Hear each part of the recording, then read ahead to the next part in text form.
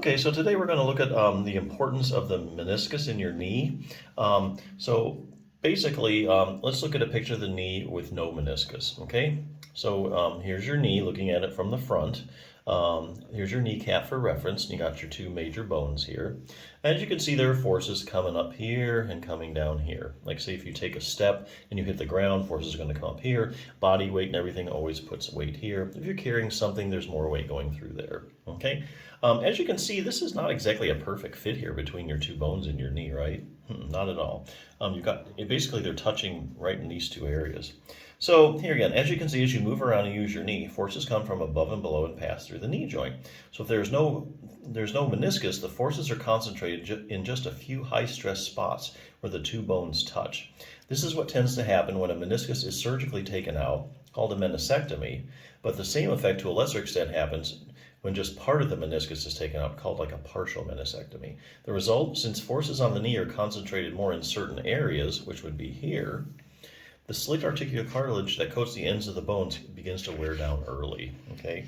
So basically you start messing with the meniscus, start taking out parts of it, you're changing the contact forces, okay?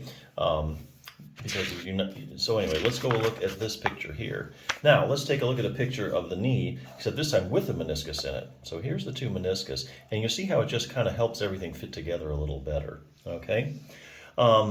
It's pretty obvious how much the meniscus improves the fit between your two knee bones, the femur and the tibia. And since the fit is better, okay, forces coming from above and below the knee are more evenly spread out as they pass to the knee, which in turn puts less concentrated stresses on the articular cartilage.